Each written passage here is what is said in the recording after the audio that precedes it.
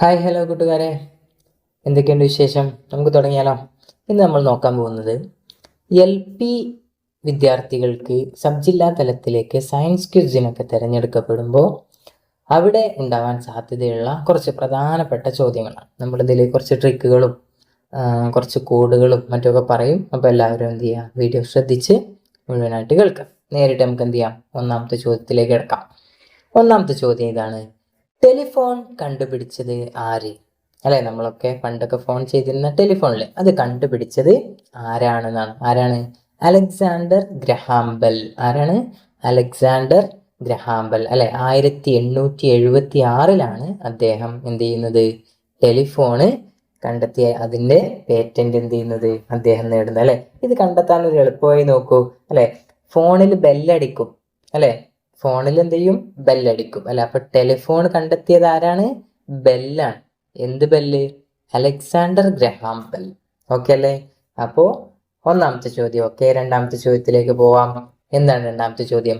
വൈദ്യുത ബൾബ് വികസിപ്പിച്ചതിന് പ്രശസ്തനായ ശാസ്ത്രജ്ഞൻ ആര്? ആരാണ്? Thomas Alva Edison. അല്ലെ, അഥവാ നമ്മളെ ബൾബില്ലേ, വൈദ്യുത ബൾബ് വികസിപ്പിച്ചത് ആരാണ്?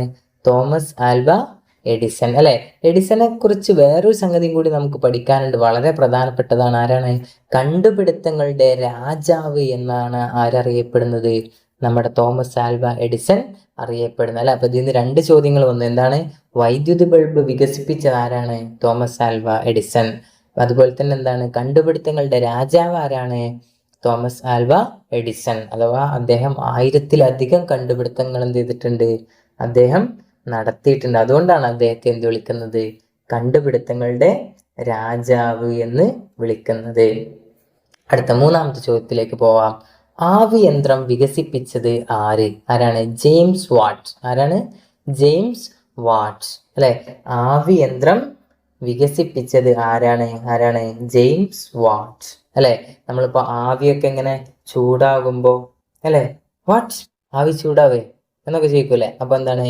ആവി വാട്ട്. അല്ലെ, ആവിയന്ത്രം ചൂടാവുമ്പോ വാട്ട്.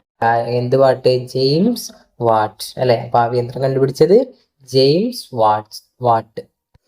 അടുത്ത ചോദ്യം നോക്കാം. അടുത്ത എന്താണ്?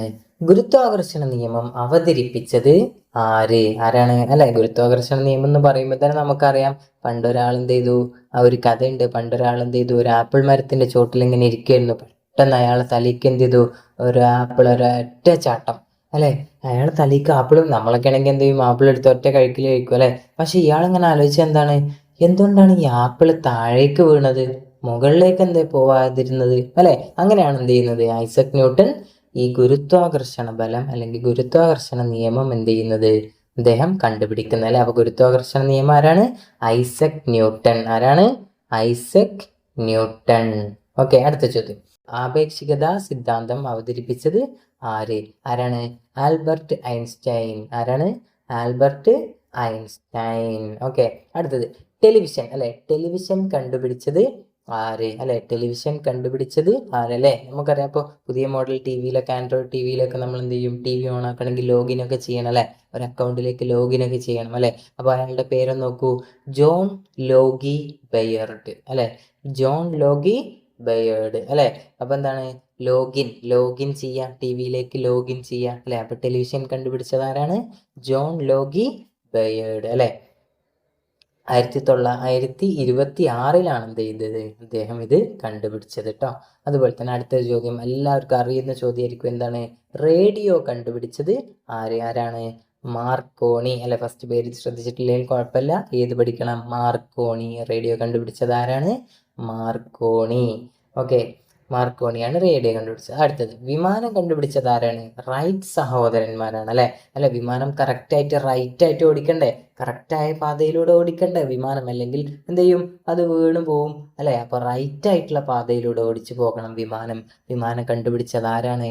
റൈറ്റ് സഹോദരന്മാരാണ്. ആരാണ്? റൈറ്റ് സഹോദരന്മാർ. അല്ലെ, രണ്ട് പേരാണ്. അല്ലെ, റൈറ്റ് സഹോദരന്മാർ എന്താ, രണ്ട് പേരാണ്. ആരാണ്? ഓർവിൽ റൈറ്റും വെർബൽ റൈറ്റും. അല്ലെ, ഇവരെന്താണ് 1903 എന്ത് ചെയ്തത്, ആദ്യമായി വിമാനം കണ്ടുപിടിച്ച് അത് വിജയകരമായി പറത്തിയത്. ഓക്കെ, അപ്പൊ വിമാനം കണ്ടുപിടിച്ച ആരാണ്? റൈറ്റ് സഹോദരന്മാർ. അടുത്തത് കമ്പ്യൂട്ടറിന്റെ പിതാവ് എല്ലാവർക്കും അറിയുന്നുണ്ടാവും ആരാണ്? വളരെ പ്രധാനപ്പെട്ട ചോദ്യമാണ് അല്ലെ. Charles Babbage. കമ്പ്യൂട്ടറിന്റെ പിതാവ് ആരാണ്? ചാൾസ് ബാബേജ് അല്ലെ. ഇയാൾ കമ്പ്യൂട്ടർ എന്ന് പറഞ്ഞാൽ ഇന്ന് കാണുന്ന കമ്പ്യൂട്ടർ അല്ല കേട്ടോ കണ്ടുപിടിച്ചത്. പണ്ട് കാലത്ത് വേറെയാണ്. അന്നെന്താണ്? അനലിറ്റിക്കൽ എഞ്ചിൻ എന്ന യാന്ത്രിക കമ്പ്യൂട്ടറിന്റെ രൂപകൽപ്പന ഇദ്ദേഹമാണ് എന്ത് ചെയ്തത്? നിർവഹിച്ചത്. അതുകൊണ്ടാണ് ഇദ്ദേഹത്തെ എന്ത് പറയുന്നത്? കമ്പ്യൂട്ടറിന്റെ പിതാവ് എന്നറിയപ്പെടുക, അഥവാ കമ്പ്യൂട്ടർ ഉണ്ടാക്കുന്നതിന്റെ തുടക്കക്കാരൻ അല്ലെ. അതിന്റെ കാരണക്കാരനായിരുന്നു ആര്?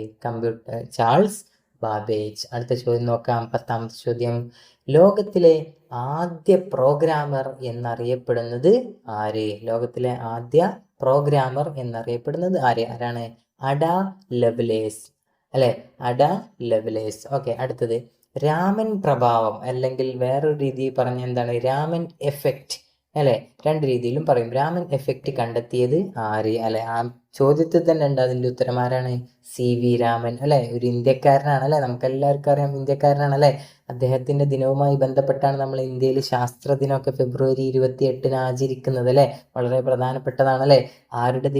ആരുമായി ബന്ധപ്പെട്ട ദിവസത്തിലാണ് നമ്മൾ ശാസ്ത്ര ദിനം ആചരിക്കുന്നത്? ഫെബ്രുവരി 28 അല്ലെ. അപ്പൊ ശാസ്ത്ര ദിനം എന്നാണ് ഫെബ്രുവരി 28.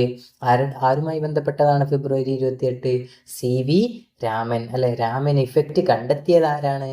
അതും CV രാമൻ അല്ലെ. അഥവാ അദ്ദേഹം കണ്ടെത്തിയതിന് പേരിട്ടത് തന്നെ എന്താണ്? അദ്ദേഹത്തിന്റെ പേര് തന്നെയാണ് അല്ലെ. അങ്ങനെ CV രാമൻ എന്ത് ചെയ്യുന്നുണ്ട്? 1930 ഭൗതിക ശാസ്ത്രത്തിനുള്ള നോബൽ സമ്മാനം എന്ത് ചെയ്യുന്നുണ്ട്? ഇതിലൂടെ ലഭിക്കുന്നുണ്ട്. അടുത്ത ചോദ്യം നോക്കിയാലോ. ഇന്ത്യയുടെ ബഹിരാകാശ പദ്ധതിയുടെ പിതാവ് ആര്? ആരാണ്? വിക്രം സാരാഭായ് അല്ലെ. ഇന്ത്യയുടെ ബഹിരാകാശ പദ്ധതിയുടെ പിതാവ് ആരാണ്? വിക്രം സാരാഭായ് അല്ലെ. ISRO നമുക്കറിയാം അല്ലെ. ISROന്റെ ഫുൾ ഫോം എന്താണ്? ഇന്ത്യൻ സ്പേസ് റിസർച്ച് ഓർഗനൈസേഷൻ അല്ലെ. ഇത് സ്ഥാപിക്കുന്നതിൽ പ്രധാന പങ്ക് വഹിച്ച ആളായിരുന്നു ആര്? വിക്രം സാരാഭായ് അല്ലെ. അപ്പൊ വിക്രം സാരാഭായ് ആണ് എന്ത്? ഇന്ത്യയുടെ ബഹിരാകാശ പദ്ധതിയുടെ പിതാവ് എന്നറിയപ്പെടുന്നത്. ഓക്കെ. അടുത്തത് റേഡിയം കണ്ടെത്തിയ ശാസ്ത്രജ്ഞ ആര്? ആരാണ്? റേഡിയം അല്ലെ. റേഡിയം കണ്ടെത്തിയത് ആരാണ്? മാരി ക്യൂറിയാണ്. ആരാണ്? മേരി ക്യൂറി അല്ലെ. മേരി ക്യൂറിക്ക് ഒരു പ്രത്യേകത ഉണ്ട്. വളരെ പ്രധാനപ്പെട്ട ചോദ്യമാണ് എന്ത്? 2 വ്യത്യസ്ത വിഷയങ്ങളിൽ നോബൽ സമ്മാനം നേടിയ ഏക വ്യക്തിയാണ് ആര്? Marie Curie. എന്താണ്? 2 വ്യത്യസ്ത വിഷയങ്ങളിൽ നോബൽ സമ്മാനം നേടിയ ഏക വ്യക്തിയാണ് ആര്? Marie Curie. ഓക്കെ. അടുത്തത് പെനിസിലിൻ. അതൊരു ആന്റിബയോട്ടിക് ആണ് കേട്ടോ. നമ്മൾ മരുന്ന് പോലെയൊക്കെ ഉപയോഗിക്കുന്ന ആന്റിബയോട്ടിക് ആണ് കേട്ടോ. അപ്പൊ പെനിസിലിൻ കണ്ടെത്തിയത് ആര്? ആരാണ്? Alexander Fleming. ആരാണ്? പെനിസിലിൻ കണ്ടെത്തിയത് ആരാണ്? Alexander Fleming. അടുത്ത ചോദ്യം. വാക്സിനേഷന്റെ പിതാവ് എന്നറിയപ്പെടുന്നത് ആര്? വാക്സിനേഷന്റെ പിതാവ് ആരാണ്? എഡ്വേർഡ് ജെന്നർ ആണ് കേട്ടോ. Edward Jenner. അടുത്ത ചോദ്യം. ടെലിസ്കോപ്പ് ഉപയോഗിച്ച് ആകാശത്തെ വിശദമായി പഠിച്ച ശാസ്ത്രജ്ഞൻ ആര്? അല്ലെ. പലപ്പോഴും നമ്മളൊക്കെ വരുത്തുന്ന ഒരു ചെറിയൊരു തെറ്റാണ് ഈ ഒരു വിഷയം അല്ലെ. പലപ്പോഴും പലരും കരുതിയിട്ടുള്ള എന്താണ്? ടെലിസ്കോപ്പ് കണ്ടുപിടിച്ചത് ആര്? എല്ലാവരും ഗലീലിയാണ് പറയുക അല്ലെ. പക്ഷെ അദ്ദേഹം അല്ല ആദ്യമായിട്ട് എന്ത് ചെയ്തത്? ടെലിസ്കോപ്പ് നിർമ്മിച്ചിട്ടുള്ളത്. ആരാണ്? ടെലിസ്കോപ്പ് നിർമ്മിച്ചിട്ടുള്ളത് നീല നിറത്തിൽ നിങ്ങൾക്ക് കാണാം. ആരാണ്? ഹാൻസ് ലിപ്പർഷ്യയാണ്. ആരാണ്? ഹാൻസ് ലിപ്പർഷ്യയാണ് എന്ത് ചെയ്തത്? ടെലിസ്കോപ്പ് ആദ്യമായി നിർമ്മിച്ചത് അല്ലെ. പിന്നീട് അത് ഉപയോഗിച്ച് ആകാശത്തെ വിശദമായി പഠിച്ച ആളാണ് ആര്? Galileo Galilei. അപ്പൊ അത് രണ്ടും മാറിപ്പോകരുത്. വളരെ പ്രധാനപ്പെട്ട 2 ചോദ്യങ്ങളാണ്. അടുത്ത ചോദ്യം. സസ്യങ്ങൾക്കും ജീവനുണ്ടെന്ന് തെളിയിച്ച ഇന്ത്യൻ ശാസ്ത്രജ്ഞൻ ആര്? ആരാണ്? ജഗദീഷ് ചന്ദ്രബോസ്. ആരാണ്? ജഗദീഷ് ചന്ദ്രബോസ്. ഓക്കെ. അടുത്ത ചോദ്യത്തിലേക്ക് പോവാം. ആധുനിക രസതന്ത്രത്തിന്റെ പിതാവ് ആര്? ആധുനിക രസതന്ത്രത്തിന്റെ പിതാവ് ആരാണ്? ആന്റണി ലാവോസിയെ അല്ലെ. ആന്റണി ലാവോസിയെ. ഓക്കെ. അടുത്ത് സസ്യങ്ങൾ സ്വയം ആഹാരം നിർമ്മിക്കുന്ന പ്രക്രിയയുടെ പേര് എന്ത്? വളരെ വളരെ പ്രധാനപ്പെട്ടതാട്ടോ. സസ്യങ്ങൾ സ്വയം എന്ത് ചെയ്യല്ലേ? സസ്യങ്ങൾക്ക് ആരെങ്കിലും ആഹാരം വെച്ചുണ്ടാക്കി കൊടുക്കാറുണ്ടോ? ഇല്ല അല്ലെ. നമുക്കൊക്കെ അമ്മയൊക്കെ ഉണ്ടാക്കി തരും അല്ലെ. പക്ഷേ സസ്യങ്ങൾക്ക് ആരെങ്കിലും ഉണ്ടാക്കി കൊടുക്കുക? ഇല്ല. ആരാ ഉണ്ടാക്കി കൊടുക്കുക? സസ്യങ്ങൾ സ്വയം നിർമ്മിക്കുകയാണ് ചെയ്യുക അല്ലെ. അങ്ങനെ സസ്യങ്ങൾ സ്വയം നിർമ്മിക്കുന്ന ആഹാര പ്രക്രിയയുടെ പേരാണെന്ത്? പ്രകാശ സംശ്ലേഷണം. ഇംഗ്ലീഷിൽ എന്ത് പറയും? ഫോട്ടോസിന്തസിസ് അല്ലെ. വളരെ പ്രധാനപ്പെട്ടാണ് അല്ലെ. അതുപോലെ തന്നെ അതിൽ പ്രധാനപ്പെട്ടാണ് എന്താണ് സസ്യത്തിന്റെ അടുക്കള എന്നറിയപ്പെടുന്നത് ഏതാണ്? ഇലയാണ് അല്ലെ. അഥവാ സസ്യങ്ങൾ ആഹാരം ഉണ്ടാക്കുന്ന സ്ഥലം ഏതാണ്? ഇലയാണ് അല്ലെ. അപ്പൊ നമ്മളൊക്കെ ആഹാരം ഉണ്ടാക്കുന്ന എവിടെയാണ്? അടുക്കളയിലാണ് അല്ലെ. അപ്പൊ സസ്യങ്ങൾ ആഹാരം ഉണ്ടാക്കുന്നത് ഇലയിലാണ് അല്ലെ. അപ്പൊ സസ്യത്തിന്റെ അടുക്കള എന്നറിയപ്പെടുന്ന ഏതാണ്? ഇലയാണ്. ഓക്കെ, എല്ലാവർക്കും അറിയുന്നുണ്ടാവും. അടുത്ത ചോദ്യം, പ്രകാശ സംശ്ലേഷണത്തിന് ആവശ്യമായ പച്ച നിറമുള്ള വർണ്ണകം ഏത്? അതാണ് ക്ലോറോഫിൽ. ഏതാണ്? ക്ലോറോഫിൽ. അടുത്ത ചോദ്യം, സസ്യത്തിന്റെ ഏത് ഭാഗമാണ് പ്രധാനമായും വെള്ളം ആഗിരണം ചെയ്യുന്നത് അല്ലെ. സസ്യത്തിന് ആവശ്യമായിട്ടുള്ള വെള്ളമൊക്കെ എടുത്തു തരുന്ന ആരാണ്? വേരാണ്, എല്ലാവർക്കും അറിയാം. അടുത്ത ചോദ്യം, സസ്യത്തിന്റെ ആഹാരം നിർമ്മിക്കുന്ന ഭാഗം ഏത്? നമ്മൾ നേരത്തെ പറഞ്ഞു അല്ലെ, ഏതാണ്? ഇല. അടുത്ത ചോദ്യം, സസ്യത്തിൽ വെള്ളവും ധാതു ലവണങ്ങളും കൊണ്ടുപോകുന്ന കല ഏത്? ഏതാണ്? സൈലം. ഏതാണ്? സൈലം. അടുത്തത്, സസ്യത്തിൽ നിർമ്മിച്ച ആഹാരം കൊണ്ടുപോകുന്ന കല ഏത്? അല്ലെ. അപ്പൊ നേരത്തെ രണ്ട് ചോദ്യത്തിന്റെ മാറ്റം നോക്കൂ. സസ്യത്തിൽ വെള്ളവും ധാതു ലവണങ്ങളും കൊണ്ടുപോകുന്ന കല അല്ലെ, അതേതാണ്? സൈലം. സസ്യത്തിൽ നിർമ്മിച്ച ആഹാരം കൊണ്ടുപോകുന്ന കല ഏതാണ്? അത് ഫ്ലോയമാണ്. ഏതാണ്? ഫ്ലോയം. അടുത്ത ചോദ്യം, കേരളത്തിന്റെ സംസ്ഥാന വൃക്ഷം ഏത്? ഏതാണ്? തെങ്ങാണ്. കേരളത്തിന്റെ സംസ്ഥാന വൃക്ഷം ഏതാണ്? തെങ്ങ്. അടുത്ത ചോദ്യം, ലോകത്തിലെ ഏറ്റവും വലിയ പുഷ്പം അല്ലെ, അഥവാ ഏറ്റവും വലിയ പുഷ്പം ഏതാണ്? പൂവ് ഏതാണ്? റഫ്ലേഷ്യ. ഏതാണ്? റഫ്ലേഷ്യ അല്ലെ. അഥവാ ഒരു ഏകദേശം നമ്മളൊരു കുട ഉണ്ടല്ലോ, ചെറിയൊരു കുടയുടെ അത്ര വലുപ്പം ഉണ്ടാവും ഏത്? നമ്മുടെ റഫ്ലേഷ്യ എന്ന് പറയുന്ന ഈ പൂവ്. ഓക്കെ, അടുത്തത്, സൂര്യനെ നോക്കി തിരിയുന്ന സസ്യം ഏത്? ഏതാണ്? സൂര്യകാന്തി. നമുക്ക് എല്ലാവർക്കും അറിയാം അല്ലെ. അടുത്ത ചോദ്യം, ഇനി കുറച്ച് പക്ഷികളുമായി ബന്ധപ്പെട്ട ചോദ്യമാണ് കേട്ടോ. ഏതാണ്? ഇന്ത്യയുടെ ദേശീയ പക്ഷി ഏത്? ഏതാണ്? മയിലാണ്. എല്ലാവർക്കും അറിയാം. നമ്മുടെ കേരളത്തിന്റെ സംസ്ഥാന പക്ഷി ഏതാണ്? അത് മലമുഴക്കി വേഴാമ്പലാണ് അല്ലെ. ഓക്കെ, അടുത്ത ചോദ്യം, ലോകത്തിലെ ഏറ്റവും വലിയ പക്ഷി ഏതാണ്? എല്ലാവർക്കും അറിയുന്നുണ്ടാവും. ഏതാണ്? ഒട്ടക പക്ഷി. Very good. ഏതാണ്? ഒട്ടക പക്ഷി. അടുത്ത ചോദ്യം, ലോകത്തിലെ ഏറ്റവും ചെറിയ പക്ഷി ഏതാണ്? അല്ലെ, ഹമ്മിങ് ബേർഡ്. ഏതാണ്? ഹമ്മിങ് ബേർഡ് അല്ലെ. വേണമെങ്കിൽ ബി ഹമ്മിങ് ബേർഡ് എന്നും പറയാം. ഓക്കെ, രണ്ടും എന്താണ്? അഥവാ രണ്ടും ചെറിയ പക്ഷികൾ തന്നെയാണ്, രണ്ടും ഒരേ ഇനത്തിൽപ്പെട്ട പക്ഷികൾ തന്നെയാണ്. ഓക്കെ, ഈ ഹമ്മിങ് ബേർഡുകൾക്ക് ഒരു പ്രത്യേകതയുണ്ട്. എന്താണ്? ഹമ്മിങ് ബേർഡിന് എന്ത് ചെയ്യാൻ കഴിയും? പിന്നോട്ട് പറക്കാൻ അല്ലെ, പിന്നോട്ട് പറക്കാൻ കഴിയുന്ന ഏക പക്ഷി വിഭാഗമാണ് ഇത്? ഹമ്മിങ് ബേർഡ് അല്ലെ. നമുക്കൊക്കെ അറിയാം, തേനൊക്കെ കുടിച്ചാണ്ട് ഇങ്ങനെ ബാക്കിലോട്ട് പറക്കുന്നത് കണ്ടിട്ടില്ലേ? യെസ്. അടുത്ത ചോദ്യം, ഏറ്റവും വേഗത്തിൽ ഓടുന്ന പക്ഷി ഏത്? അല്ലെ, നമുക്ക് എല്ലാവർക്കും അറിയാം. ഏതാണ് ഏറ്റവും വേഗത്തിൽ ഓടുന്ന പക്ഷി? ഒട്ടകപ്പക്ഷി. ഏതാണ്? ഒട്ടകപ്പക്ഷി. അടുത്ത ചോദ്യം, ഏറ്റവും വേഗത്തിൽ പറക്കുന്ന പക്ഷി ഏതാണ്? പെരിഗ്രിൻ ഫാൽക്കൺ. ഏതാണ്? പെരിഗ്രിൻ ഫാൽക്കൺ. അഥവാ ഇത് പറക്കുന്നത് എന്ന് പറയുന്നത് എന്താണ്? ഈ പെരിഗ്രിൻ ഫാൽക്കൺ ഇരയൊക്കെ പിടിക്കാൻ വേണ്ടിയിട്ട് ആകാശത്തിന്റെ ഏറ്റവും ഉയരത്തിലേക്ക് പറക്കും. എന്നിട്ട് അവിടുന്ന് എന്ത് ചെയ്യും? താഴേക്ക് ഇരയെ കണ്ടു കഴിഞ്ഞാൽ എന്ത് ചെയ്യും? താഴേക്ക് വേഗത്തിൽ എന്ത് ചെയ്യും? അങ്ങനെ കുതിച്ചു വരും. അതിലാണ് ഏറ്റവും വേഗത കൂടുതലുള്ളത് കേട്ടോ. അപ്പൊ എന്താണ്? അങ്ങനെ താഴേക്ക് കുതിക്കുമ്പോൾ ഏറ്റവും വേഗത്തിലാണ് ആര് പറക്കുന്നത്? പെരിഗ്രിൻ ഫാൽക്കൺ പറക്കുന്നത്. ഓക്കെ, അടുത്ത ചോദ്യം എന്താണ്? പറക്കാൻ കഴിയാത്ത പക്ഷിക്ക് ഒരു ഉദാഹരണം അല്ലെ. പറക്കാൻ കഴിയാത്ത ഒരുപാട് പക്ഷികളുടെ ഏതൊക്കെ? ഒട്ടക പക്ഷി, പെൻഗിന്, കിവി അല്ലെ, യമു, ഇങ്ങനെ ഒരുപാട് പക്ഷികൾ എന്തുണ്ട്? പറക്കാൻ കഴിയാത്ത പക്ഷികളുണ്ട്. അടുത്ത ചോദ്യം, രാത്രിയിൽ ഇര പിടിക്കുന്ന പക്ഷി അല്ലെ. ഒരു ഉദാഹരണം ഏതാണ്? മൂങ്ങ. എല്ലാവർക്കും അറിയാം അല്ലെ. പക്ഷെ മൂങ്ങയുടെ വളരെ പ്രധാനപ്പെട്ട ഒരു ചോദ്യം ഉണ്ട് കേട്ടോ, കേട്ടോളി. എന്താണ്? ശബ്ദമില്ലാതെ പറക്കുന്ന പക്ഷിയാണ് ഇത്? മൂങ്ങ അല്ലെ. മൂങ്ങ പറക്കുമ്പോൾ എന്ത് ചെയ്യാറില്ല? ആരും അറിയാറില്ല. ശബ്ദമില്ലാതെയാണ് ആര് പറക്കുക? നമ്മുടെ മൂങ്ങ പറക്കുക. ഓക്കെ, അടുത്ത ചോദ്യം, പക്ഷികളുടെ രാജാവ് എന്നറിയപ്പെടുന്ന ആരാണ്?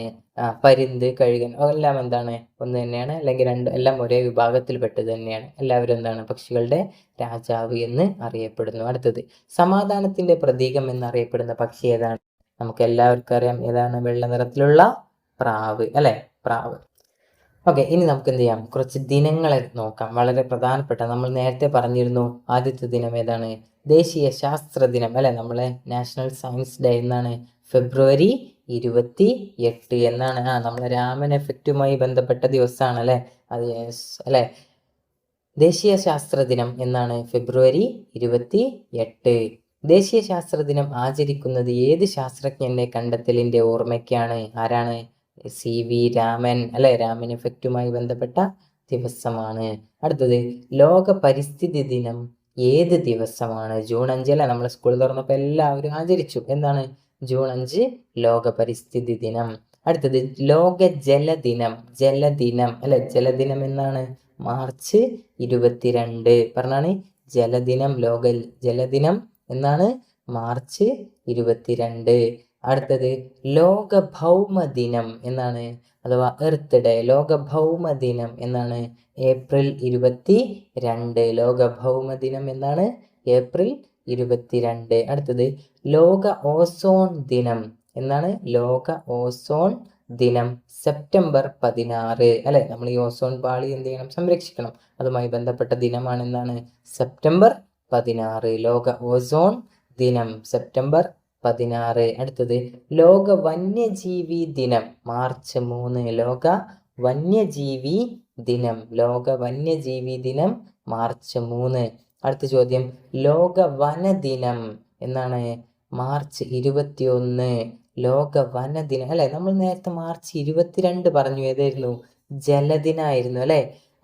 മാർച്ച് 21 വനദിനം അല്ലെ. അപ്പൊ ഇത് രണ്ടും തമ്മിൽ ഒരു കണക്ഷൻ ഉണ്ടല്ലോ അല്ലെ. നമ്മൾ ചെടികൾ വെച്ചതിന് ശേഷമല്ലേ നമ്മൾ എന്ത് ചെയ്യുക? വെള്ളം ഒഴിച്ചു കൊടുക്കുക. യെസ്, അതുപോലെ തന്നെ എന്താണ്? നമ്മൾ മാർച്ച് 21 എന്ത് ചെയ്യുന്നു? വനം അല്ലെ, അല്ലെങ്കിൽ ചെടികൾ നടുന്നു. വനദിനം അല്ലെ. മാർച്ച് 21 വനദിനം. അങ്ങനെ ചെടികൾ നട്ടു കഴിഞ്ഞാൽ നമ്മൾ എന്ത് ചെയ്യും? വെള്ളം ഒഴിച്ചു കൊടുക്കും അല്ലെ. അപ്പൊ മാർച്ച് 22 ലോക ജലദിനം അല്ലെ. ആ കണക്ഷൻ വേഗമില്ലേ? എളുപ്പമുണ്ടാവും അല്ലെ. അടുത്തത്, ലോക കാലാവസ്ഥാ ദിനം എന്നാണ്? മാർച്ച് 23. ലോക കാലാവസ്ഥാ ദിനം എന്നാണ്? മാർച്ച് 23 അല്ലെ. അതും തമ്മിൽ നമുക്ക് എന്ത് ചെയ്യാൻ പറ്റും? കണക്ട് ചെയ്യാൻ പറ്റും അല്ലെ. മാർച്ച് 22 ജലദിനം കഴിഞ്ഞാൽ മാർച്ച് 23 ലോക കാലാവസ്ഥാ ദിനം. ഓക്കെ. അടുത്തത്, ലോക ജൈവ വൈവിധ്യ ദിനം എന്നാണ്? മെയ് 22. ലോക ജൈവ വൈവിധ്യ ദിനം മെയ് 22. അടുത്ത ചോദ്യം, ലോക സമുദ്ര ദിനം വളരെ പ്രധാനപ്പെട്ടതാണ്. നമ്മുടെ 4ാം ക്ലാസ്സിലെ ടെക്സ്റ്റ് പുസ്തകത്തിലെ മാത്സിലുള്ളതാണ് അല്ലെ. ലോക സമുദ്ര ദിനം എന്നാണ്? ജൂൺ 8. ലോക സമുദ്ര ദിനം എന്നാണ്? വേൾഡ് ഓഷ്യൻസ് ഡേ എന്നാണ്? ജൂൺ 8. അടുത്ത ചോദ്യം, ലോക മണ്ണ് ദിനം. ലോക മണ്ണ് ദിനം ഡിസംബർ 5. ലോക മണ്ണ് ദിനം ഡിസംബർ 5. അടുത്ത ചോദ്യം, ലോക ആരോഗ്യ ദിനം ഏത് ദിവസമാണ്? ഏപ്രിൽ 7. ലോക ആരോഗ്യ ദിനം അല്ലെ. ലോക ആരോഗ്യ ദിനാണ് അല്ലെ. WHO വേൾഡ് ഹെൽത്ത് ഓർഗനൈസേഷൻ എന്നൊരു സംഘടനയുണ്ട് ലോകത്തിലെ പല സ്ഥലങ്ങളെയും ആരോഗ്യമൊക്കെ നോക്കാൻ വേണ്ടിയിട്ട് അല്ലെ. അത് നിലവിൽ വന്ന ദിനമാണ് ഇത് ഏപ്രിൽ 7. അപ്പോൾ ലോക ആരോഗ്യ ദിനം എന്നാണ്? ഏപ്രിൽ 7. അടുത്ത ചോദ്യം, ലോക ഭക്ഷ്യദിനം ഒക്ടോബർ 16. ലോക ഭക്ഷ്യദിനം ഒക്ടോബർ 16. ലോക മൃഗദിനം അല്ലെ, വേൾഡ് ആനിമൽ ഡേ ഒക്ടോബർ 4. ലോക ആന ദിനം എന്നാണ്? ഓഗസ്റ്റ് 12. ലോക കടുവ ദിനം ജൂലൈ 29. ഇനി നമ്മൾ മനുഷ്യ ശരീരത്തെ കുറിച്ചുള്ള കുറച്ച് ഭാഗങ്ങളും കൂടി പറഞ്ഞാൽ നേരെ അവസാനിപ്പിക്കാം. എന്താണ് ഒന്നാമത്തെ ചോദ്യം? മനുഷ്യ ശരീരത്തിലെ ഏറ്റവും വലിയ അവയവം അല്ലെ. നമ്മളെ ശരീരത്തിൽ ഒരുപാട് അവയവങ്ങൾ ഉണ്ട് അല്ലെ. അതിൽ ഏറ്റവും വലുത് ഏതാണ്? ത്വക്കാണ് അല്ലെ. ത്വക്ക് എന്ന് പറഞ്ഞാൽ എന്താണ്? സ്കിന്നാണ് അല്ലെ. നമ്മൾ തൊലി എന്നൊക്കെ പറയുമല്ലോ അല്ലെ. ചില സ്ഥലങ്ങളിൽ തൊലി എന്നൊക്കെ പറയും അല്ലെ. ത്വക്ക് അല്ലെ, സ്കിന്ന്. മനുഷ്യ ശരീരത്തിലെ ഏറ്റവും വലിയ അവയവം ഏതാണ്? ത്വക്ക് അല്ലെ. നമുക്കറിയാം, കാലിന്റെ നഖം മുതൽ നമ്മളെ തല വരെ എന്തുണ്ട്? നമുക്ക് ത്വക്ക് അല്ലെങ്കിൽ സ്കിന്ന് ഉണ്ട് അല്ലെ. അപ്പൊ മനുഷ്യ ശരീരത്തിലെ ഏറ്റവും വലിയ അവയവം ഏതാണ്? ത്വക്ക് അല്ലെ. ശ്രദ്ധിക്കണം, എന്താണ്? ബാഹ്യ അവയവങ്ങളിലും ഏതാണ്? ത്വക്ക് തന്നെയാണ് അല്ലെ. അങ്ങനെ ചോദിച്ചാലും എന്താണ്? ത്വക്ക് തന്നെയാണ്. ഇനി അടുത്തത്, മനുഷ്യ ശരീരത്തിലെ ഏറ്റവും വലിയ ആന്തരിക അവയവം. എന്താ ആന്തരികം എന്ന് പറഞ്ഞാൽ? ആന്തരികം എന്ന് പറഞ്ഞാൽ ഉള്ളിലുള്ളത് അല്ലെ. അപ്പൊ മനുഷ്യന്റെ ശരീരത്തിലെ ഉള്ളിലുള്ള അല്ലെ, ശരീരത്തിന്റെ ഉള്ളിലുള്ള അല്ലെ, തൊലി പുറത്താണ് നമുക്കറിയാം അല്ലെ. ശരീരത്തിന്റെ ഉള്ളിലുള്ള അവയവങ്ങളിൽ ഏറ്റവും വലുത് ഏതാണ്? അത് കരളാണ് അല്ലെ. ഏതാണ്? കരൾ അല്ലെ. ഈ കരള് പിത്തരസം എന്നുള്ള സംഗതി എന്ന് പറയുന്ന ഒരു സംഗതി എന്ത് ചെയ്യുന്നുണ്ട്, ഉൽപ്പാദിപ്പിക്കുന്നുണ്ട്. അടുത്തത് ശരീരത്തിലെ ഏറ്റവും ശക്തമായ പേശി ഏതാണ്? നമ്മളെ താടി ഉണ്ടല്ലോ, താടിയല്ലേ അല്ലെ. ആ താടിയുടെ എല്ലിന്റെ അവിടെയുള്ള പേശിയാണ് അല്ലെ. നമുക്ക് നല്ല ശക്തിയിൽ കടിച്ചു പറിക്കാനൊക്കെ കഴിയൂല അല്ലെ. അപ്പോൾ നമുക്ക് എന്ത് സാധനവും കിട്ടിയിട്ടില്ലെങ്കിൽ നമ്മൾ ആദ്യം എന്ത് ചെയ്യും, വലിച്ചിട്ടൊന്നും കിട്ടിയില്ലെങ്കിൽ നമ്മൾ ആദ്യം നേരെ വായിലേക്ക് കൊണ്ടുപോകും അല്ലെ. അപ്പോൾ വായിൽ പല്ലുണ്ട്, അതുപോലെ തന്നെ ഈ പല്ലിനൊക്കെ നല്ല ശക്തി കൊടുക്കുന്ന ആരുണ്ട്, നല്ല ശക്തമായ പേശി നമ്മുടെ താടിയുടെ അവിടെ ഉണ്ട് അല്ലെ, മുഖത്തിന്റെ താടിയുടെ അവിടെ ഉണ്ട്. അടുത്തത് എന്താണ്, രക്തത്തിന് അല്ലെ. നമ്മൾക്കൊക്കെ അറിയാം നമ്മളെ രക്തം എന്ത് നിറാണ്, ചുവപ്പ് നിറാണ് അല്ലെ. ഈ രക്തത്തിന് ചുവപ്പ് നിറം നൽകുന്നത് ഏതാണ്? ഹീമോഗ്ലോബിൻ. ഏതാണ്? ഹീമോഗ്ലോബിൻ. അടുത്ത ചോദ്യം, വിറ്റാമിൻ സി ധാരാളമായി അടങ്ങിയിരിക്കുന്ന പഴം ഏതാണ്?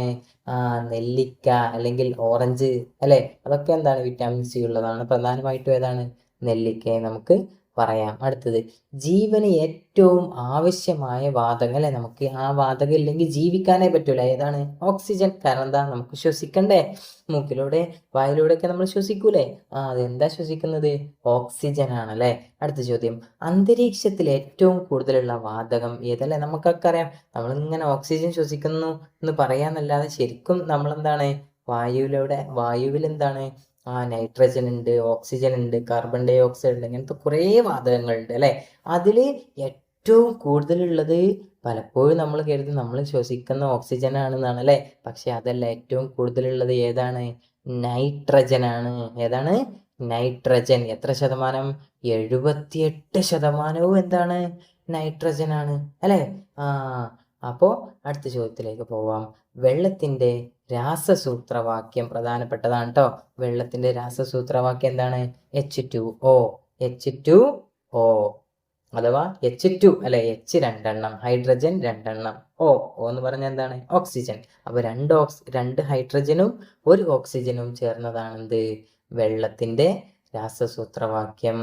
അടുത്ത ചോദ്യം, ശബ്ദം സഞ്ചരിക്കാൻ ഒരു മാധ്യമം ആവശ്യമുണ്ടോ? ഉണ്ട് അല്ലെ. അഥവാ നമ്മൾ ശബ്ദം ഉണ്ടല്ലോ, നമ്മൾ സൗണ്ട്, ഈ സൗണ്ടിന് എന്ത് ചെയ്യണം, സൗണ്ട് നമ്മൾ ഇവിടുന്ന് പറഞ്ഞത് വേറെ സ്ഥലത്തേക്ക് കേൾക്കാൻ എന്ത് വേണം? ഒരു മാധ്യമം വേണം. അഥവാ പോകാനൊരു വഴി വേണമെന്നൊക്കെ പറയില്ലേ, അതുപോലെ അല്ലെ. അതാണ് മാധ്യമം. ഒരു മാധ്യമം, പോകാൻ ഒരു വഴി വേണം അല്ലെ. അപ്പൊ നമ്മൾ ചോദിക്കട്ടെ, ഞാൻ മാഷ് ഇവിടുന്ന് പറയുന്നത് അവിടെ കേൾക്കുന്നുണ്ട് അല്ലെ. നമുക്ക് പോകാൻ എന്തുണ്ട്? അവിടെയും ഒരു മാധ്യമമുണ്ട്. അത് വായു ആവാം അല്ലെ. അങ്ങനെ പല മാധ്യമങ്ങൾ ഉണ്ട്. അടുത്തത്, പ്രകാശം ഏറ്റവും വേഗത്തിൽ സഞ്ചരിക്കുന്നത് ഏത് മാധ്യമത്തിലൂടെയാണ് അല്ലെ. ആ മാധ്യമം നോക്കി, ഏതാണ്? ശൂന്യത അല്ലെ. ശൂന്യത എന്ന് പറഞ്ഞാൽ എന്താ? വാക്വം അല്ലെ, ഒന്നുമില്ലാത്തത് അല്ലെ. അപ്പൊ അതിലൂടെയാണ് എന്ത് ഏറ്റവും വേഗത്തിൽ പ്രകാശത്തിന് സഞ്ചരിക്കാന് കഴിയുക അല്ലെ. നമുക്കറിയാം. അടുത്ത ചോദ്യം നോക്കൂ, മിന്നൽ ആദ്യം കാണുകയും ഇടിമുഴക്കം പിന്നീട് കേൾക്കുകയും ചെയ്യുന്നത് എന്തുകൊണ്ട് അല്ലെ. നമുക്കൊക്കെ അറിയാം, നമ്മളിങ്ങനെ നല്ല മഴക്കാലത്തൊക്കെയാണ് അല്ലെ. അപ്പൊ മഴക്കാല സമയത്ത് എന്ത് ചെയ്യും, ആദ്യം നമ്മൾ മിന്നലാണ് കാണും അല്ലെ. ആകാശത്ത് നല്ല മിന്നൽ കാണും അല്ലെ. അത് കഴിഞ്ഞ് കുറച്ച് സമയം കഴിഞ്ഞിട്ടായിരിക്കും എന്ത് ചെയ്യാ, ഹേ എന്ന് പറഞ്ഞിട്ട് എന്ത് ചെയ്യും, ഇടി അങ്ങോട്ട് പൊട്ടും അല്ലെ. അതെന്തുകൊണ്ടാണ്? ആദ്യം അല്ലെ, ശരിക്കും രണ്ടും ഒരുമിച്ചാണ് വരുന്നത്. പക്ഷെ നമ്മൾ ആദ്യം എന്ത് കാണുന്നു? മിന്നല് കാണുന്നു. അതിന് കാരണം എന്താണ്? യെസ് അല്ലെ, പ്രകാശത്തിന് എന്തുണ്ട്? ശബ്ദത്തിനേക്കാൾ വേഗതയുണ്ട് അല്ലെ. അപ്പൊ നമ്മൾ കാണുമ്പോൾ ആദ്യം മിന്നൽ കാണാൻ എന്താ? മിന്നല് പ്രകാശമാണ് അല്ലെ. അപ്പൊ പ്രകാശത്തിന് സ്പീഡ് കൂടുതലാണ്. അപ്പൊ പ്രകാശം എന്ത് ചെയ്യാണ്? ശബ്ദത്തിനൊക്കെ ഓവർടേക്ക് ചെയ്ത് വെട്ടിച്ചെന്ത് ചെയ്യാണ്, നമ്മളടുത്തേക്ക് ആദ്യം എത്തുകയാണ്. ഓക്കെ. അടുത്ത ചോദ്യം, ലോകത്തിലെ ഏറ്റവും വലിയ സസ്തനി ഏതാണ്? ലോകത്തിലെ ഏറ്റവും വലിയ സസ്തനിയെ കുറിച്ച് നമ്മൾ ജീവികളെ കുറിച്ച് പഠിക്കാം അല്ലെ. ലോകത്തിലെ ഏറ്റവും വലിയ സസ്തനി ഏതാണ്? നീലത്തിമിംഗലം. ഏതാണ്? നീലത്തിമിംഗലം. അടുത്തത്, കരയിലെ ഏറ്റവും വലിയ ജീവി ആന. എല്ലാവർക്കും അറിയാം അല്ലെ. മുട്ടയിടുന്ന സസ്തനി അല്ലെ. സസ്തനി എന്ന് പറഞ്ഞാൽ എന്താണ്? പ്രസവിക്കുന്ന, മുലയൂട്ടുന്ന അല്ലെ, അഥവാ പാലൊക്കെ കൊടുത്ത് കുട്ടികളെ വലുതാക്കുന്നവരാണെന്ത്? സസ്തനികൾ അല്ലെ. പക്ഷെ മുട്ടയിടുന്ന ഒരു സസ്തനി ഉണ്ട്. ഏതാണ്? പ്ലാറ്റിപ്പസ്. ഏതാണ്? പ്ലാറ്റിപ്പസ്. ഓക്കെ. അപ്പൊ ഇത്രയുമാണ് നമുക്ക് ഈ ഒരു ക്വിസിലെ പ്രധാനപ്പെട്ട കുറച്ച് ചോദ്യങ്ങളാണ് നമ്മൾ പറഞ്ഞത്. ഈ പറഞ്ഞത് ഒറ്റ ഒന്നും നിങ്ങൾ എന്ത് ചെയ്യരുത്, വിട്ടുപോകരുത്. നിർബന്ധമായിട്ടും നിങ്ങൾ അതെന്ത് ചെയ്യണം, പഠിക്കണം. ഓക്കെ അല്ലേ? റെഡി അല്ലേ? സംശയം ഉണ്ടെങ്കിൽ ഒരു തവണ കൂടി എന്ത് ചെയ്യുക, വീഡിയോ കണ്ടിട്ട് നന്നായിട്ട് എന്ത് ചെയ്യുക, ഒന്നുകൂടി കേട്ട് 2-3 തവണയൊക്കെ കേട്ട് മനസ്സിൽ ഉറപ്പിച്ചിട്ട് വേണം എന്ത് ചെയ്യാൻ, പോകാൻ. എന്തായാലും എല്ലാവർക്കും ഒരു ചെറിയൊരു സ്മോൾ ടിപ്പും കൂടി തരാം സയൻസ് ക്വിസിൽ വിജയിക്കാൻ വേണ്ടിയിട്ട് അല്ലേ. പലപ്പോഴും സയൻസ് ക്വിസ് മത്സരത്തിൽ നമുക്ക് എന്ത് ചെയ്യാറുണ്ട്, ചിത്രങ്ങളൊക്കെ വെച്ചിട്ട് എന്ത് ചെയ്യാറുണ്ട്, ചോദിക്കാറുണ്ട് അല്ലേ. ചില ശാസ്ത്രജ്ഞന്മാരുടെ ചിത്രങ്ങൾ കാണിക്കും, എന്നിട്ട് ഇത് ആരാണെന്നൊക്കെ ചോദിക്കാറുണ്ട് അല്ലേ. അപ്പോൾ നിങ്ങൾ എന്ത് ചെയ്യണം, കുറച്ച് ശാസ്ത്രജ്ഞന്മാരുടെ ചിത്രങ്ങളൊക്കെ കണ്ട് ഇത് ആരൊക്കെയാണെന്നൊക്കെ എന്ത് ചെയ്യണം, കണ്ട് മനസ്സിലാക്കി വെക്കണം. അതുപോലെ തന്നെ ചെയ്യേണ്ട മറ്റൊരു കാര്യമാണ്, നിങ്ങളുടെ 3-ാം ക്ലാസ്സിലെയും 4-ാം ക്ലാസ്സിലെയൊക്കെ പാഠപുസ്തകത്തിലുള്ള പ്രധാന ഭാഗങ്ങൾ കൂടി പഠിച്ചെടുക്കുക എന്നുള്ളത് അല്ലേ. അതിന്നും വരാൻ സാധ്യത വളരെ കൂടുതലാണ്. ഓക്കെ, അപ്പോൾ നമുക്ക് എന്ത് ചെയ്യാം, ഇന്നത്തെ ക്ലാസ് അവസാനിപ്പിക്കാം. എല്ലാവർക്കും താങ്ക് യു. എല്ലാവർക്കും ഇഷ്ടപ്പെട്ടെങ്കിൽ എന്ത് ചെയ്യുക, നമ്മുടെ ഈ വീഡിയോ ഷെയർ ചെയ്യുക, നമ്മുടെ യൂട്യൂബ് ചാനൽ എന്ത് ചെയ്യുക, എല്ലാവരും സബ്സ്ക്രൈബ് ചെയ്യാൻ വേണ്ടിയിട്ടൊക്കെ ശ്രമിക്കുക. ലൈക്ക് ചെയ്യുക, കമൻറ്റുകളും നിങ്ങളുടെ അഭിപ്രായങ്ങളൊക്കെ എന്ത് ചെയ്യുക, നമ്മുടെ ചാനലിലൂടെ അറിയിക്കാൻ. മറ്റൊരുപാട് വീഡിയോസ് നമ്മുടെ ഗ്രൂപ്പിൽ ക്വിസുമായി ബന്ധപ്പെട്ടതൊക്കെ, സയൻസ് ക്വിസും എല്ലാ തരം ക്വിസും നമ്മുടെ ചാനലിലുണ്ട്. അതുപോലെ തന്നെ 4-ാം ക്ലാസ്സിലെ പാഠഭാഗങ്ങളെല്ലാം ഉണ്ട്. എല്ലാവരും എന്ത് ചെയ്യുക, അതൊക്കെ ഇരുന്ന് കാണുകയും നന്നായിട്ട് പഠിക്കുകയൊക്കെ ചെയ്യുക. അപ്പോൾ ഓക്കെ, താങ്ക് യു, ബൈ.